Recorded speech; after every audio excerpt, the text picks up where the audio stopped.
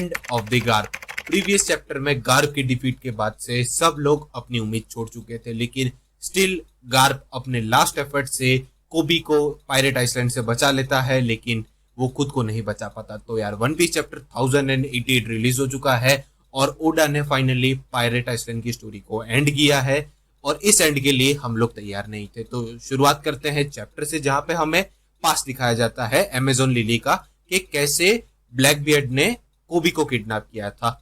उसके बारे में हमें बताया जाता है एक्चुअली ब्लैकबियर्ड मरीन्स के सोल्जर को ले जाने वाला था, लेकिन कोबी ने अपने आप को उन मरीज की जगह पे स्विच कर दिया। अब यहाँ पे स्विच का मतलब ये है कि कोबी ब्लैकबियर्ड के सामने एक डील रखता है, जहां पे ब्लैकबियर्ड कुछ मरीन के सोल्जर्स और उनकी बैटल शिप्स को लेके जा रहा था। अब ये चीज रोकने के लिए कोबी खुद को दाव पे लगा देता है एज अ ट्रेड ऑफर, कि वो उन लोगों को छोड़ दे और उसके बदले में उसको ले जाए। अब सिंस कोबी एक स्वॉर्ड का मेंबर है, तो इस चीज से मरीन्स को तो कोई प्रॉब्लम नहीं थी, और ब्लैकबियर्ड के इंटेंशन तो हम जानते हैं, तो ब्लैकबियर्ड ने ये डील को एक्सेप्ट कर लिया।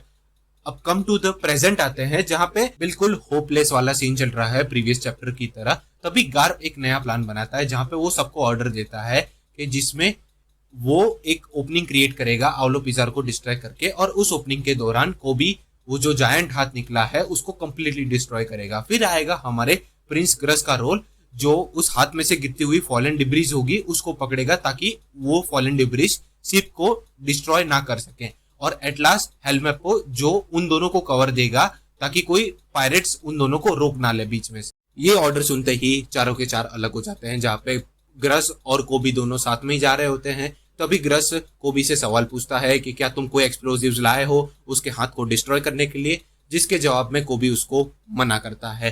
फिर अगले सीन में हमें पता चलता है कि गार्प के सामने कुजान आ जाता है फिर से लड़ने के लिए, लेकिन इस बार गार्प अपनी स्पीड की मदद से कुजान को एक पंच मार के आगे निकल जाता है।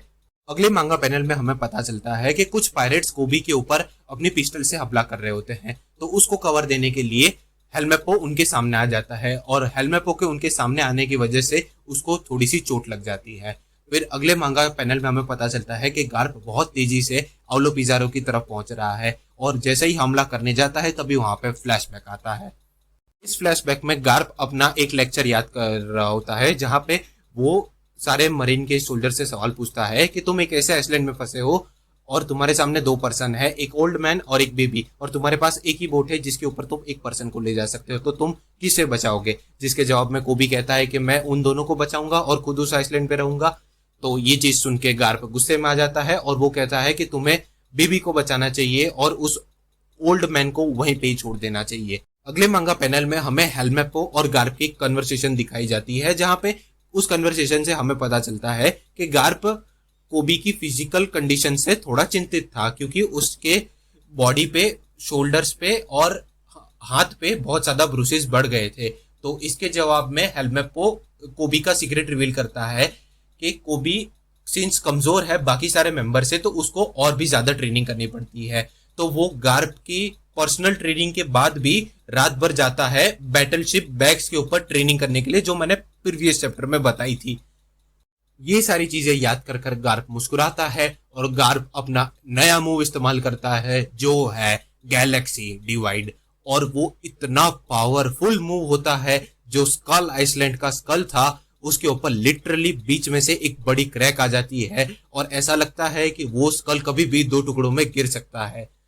और उसके बाद हमें नेक्स्ट मांगा पैनल में हमें दिखाया जाता है आउलो पिजारो की रियल बॉडी, जिसके ऊपर गार्प के हमले का डैमेज आया है, लेकिन वो स्टिल कॉन्शियस है और उसका हाथ अभी भी स्टिल शिप के ऊपर पहुंच रहा है। और इसी ओपनिंग का फायदा उठाते हुए कोबी भी उसके हाथ तक पहुंच गया है। तभी कोबी अपना हाथ चार्ज करता है एडवांस आर्मामेंट हाकी से, और ऑनेस्टी इम्पैक्ट करके एक हमला इस्तेमाल करता है, जिससे आउलो पिजारो का माउंटेन जैसा दिखने वाला हाथ कंप्लीटली डिस्ट्रॉय हो जाता है। और ये चीज देखकर सब लोग शॉक में आ जाते हैं, सारे नेवी के मेंबर्स, सारे पायरेट्स, इवन हेलमेपो भी। और ये सारी चीजें गार्प दूर से देख रहा होता है और वो भी हंस रहा होता है। उतने में प्रिंस ग्रस वहां पे आता है और अपने डेविल फ्रूट की मदद से जो उसके हाथ में से गिर रही होती है डिब्रीज को पकड़ लेता है और शिप को भी बचा लेता है। तभी दूसरी तरफ से हेलमेपो आ जाता है, अपने एयरवॉक की मदद से कोबी को बचा लेता है, और प्रिंस गज और कोबी और हेलमेपो तीनों सेफली लैंड करते हैं गार्प की शिप में, और सब लोग सेलिब्रेशन कर रहे होते हैं क्योंकि अब गार्प ही बचे हैं और वो यहाँ से निकल सकते हैं। तभी तशिकी को गार्प का कॉल आता है और वो कहता है कि हमारा कोबी को बचाने का मिशन सक्सेसफुल हो चुका है और तुम लोग यहाँ से निकल जाओ, मैं अपना जुगाड़ करके खुद आ जाऊंगा। और ये चीज सुनकर कोबी, हेलमेप्पो और ग्रस तीनों इमोशनल हो जाते हैं और फिर हमें गार्प का सीन दिखाया जाता है जहां पे वो कंप्लीटली पायरेट से सराउंडेड है। उसके पेट में एक बड़ी सी आइस स्पाइक लगी है और वो धीरे धीरे फ्रोजन होता जा रहा है।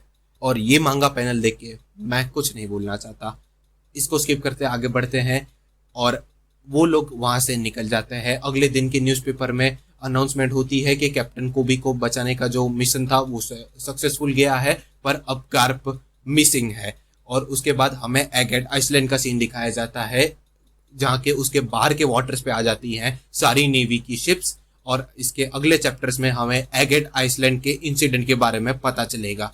और हाँ, नेक्स्ट वीक ब्रेक है और यही न्यूज के साथ यहाँ पे चैप्टर खत्म होता है। उम्मीद करता हूँ तुम्हें वीडियो पसंद आया होगा। वीडियो में से जाने से पहले वीडियो को लाइक और चैनल को सब्सक्राइब करते हुए जाना। मैं मिलूंगा नेक्स्ट वीडियो में, तब तक के लिए गुड बाय।